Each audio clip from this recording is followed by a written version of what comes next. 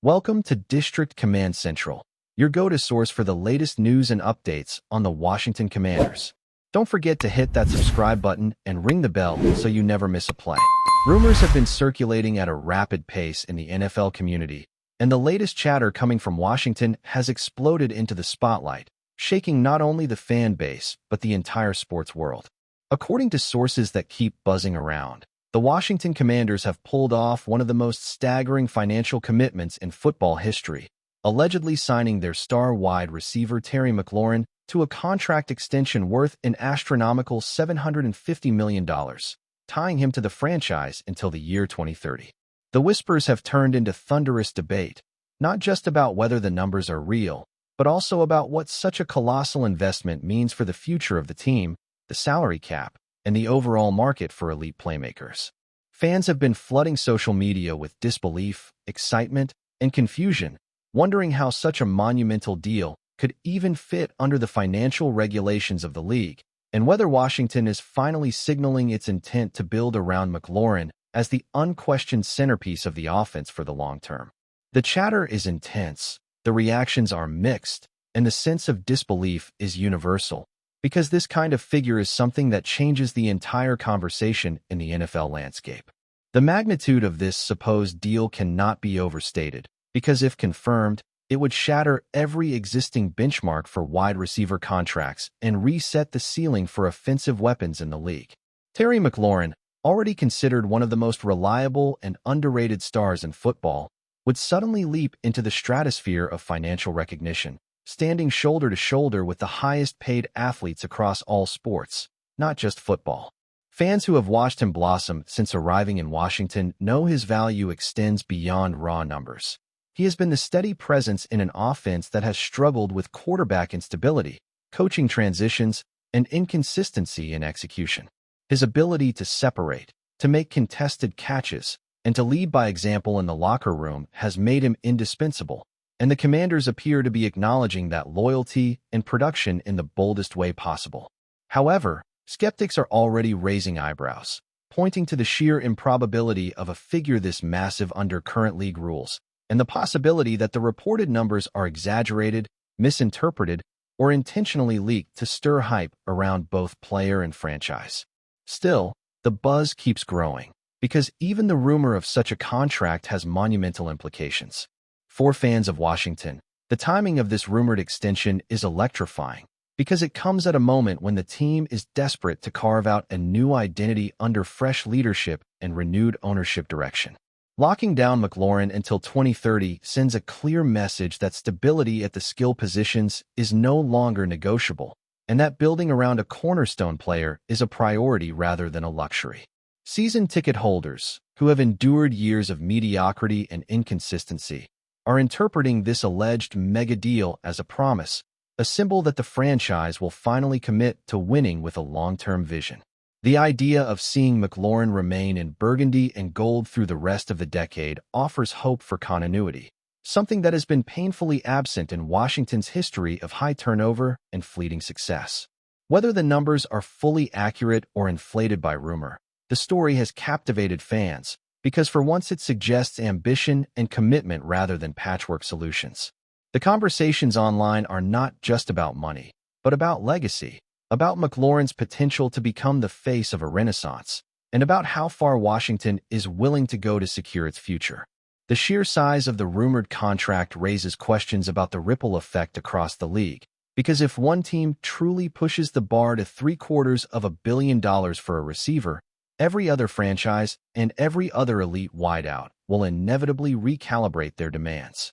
Agents representing top-tier receivers like Justin Jefferson, Jamar Chase, and CeeDee Lamb will be licking their lips at the thought of leveraging such precedent, turning negotiations into bidding wars of unprecedented proportions. This kind of rumor alone has the power to destabilize existing market structures, because the conversation shifts from millions into the realm of $500 million and beyond, changing how players evaluate their worth and how organizations assess their capacity to pay. Owners across the league are undoubtedly monitoring this situation closely, calculating what it means for their cap management strategies And considering whether new broadcasting revenues and gambling partnerships have created an environment where once unthinkable contracts can become reality.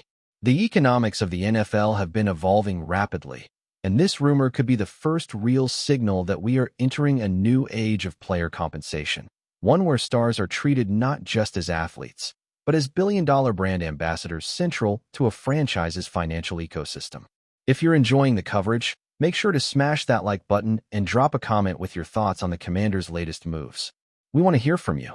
Of course, with rumors this massive, the skeptics and doubters are lining up just as quickly as the believers, pointing out that such a number may be little more than smoke and mirrors. Salary cap specialists are quick to note that even with restructuring and backloading, squeezing $750 million into a team payroll would require an unprecedented series of moves, loopholes, and financial gymnastics that the league office would scrutinize heavily. Some analysts suggest that the figure could include creative clauses, bonuses, or even marketing partnerships tied directly to the franchise or ownership group, blurring the line between players' salary and business ventures. Others argue that this kind of reporting often starts with whispers, gets exaggerated in retelling, and morphs into a larger-than-life myth by the time it reaches fans' ears. Yet, even as logic and skepticism enter the debate, the fact remains that this rumor has caught fire because of its sheer audacity, because fans want to believe that their star player is being valued on such a cosmic level, and because the shock factor keeps the sports media machine spinning at full speed. Whether truth or fiction, the effect is undeniable. Everyone is talking about Washington. The locker room dynamics are another fascinating angle to this alleged contract, because securing McLaurin for nearly a decade would send a powerful message to teammates and potential free agents about where the Commanders' priorities lie. Players who might have been hesitant to join Washington due to instability or lack of long-term vision could suddenly see the team as a more attractive destination, knowing that they would be lining up alongside one of the league's premier receivers who is now locked in as a foundational piece. For the young quarterbacks on the roster or those potentially arriving in the future, having McLaurin as a constant target provides invaluable stability, reducing pressure and creating a security blanket that elevates the entire offense. In a league where player loyalty and consistency are increasingly rare, a deal of this scale, if genuine, makes a statement about the team's intent to cultivate a culture of trust and permanence. Fans dream not only of highlight reel catches, but also of building a new era of respect and fear from rivals, anchored by a superstar whose commitment is as immense as the paycheck attached to his name. The implications stretch far beyond the field. They touch recruiting, marketing, and the morale of everyone tied to the franchise. What cannot be ignored is McLaurin's journey to this point, because it provides context that makes this rumor even more compelling. Drafted in the third round, he was not projected to be the centerpiece of a franchise, but through grit, relentless work ethic, and consistency, he elevated himself into one of the most respected wideouts in the NFL. Year after year, despite instability at quarterback and changes in coaching, he delivered with production, leadership, and professionalism, embodying the kind of underdog story fans love to rally behind.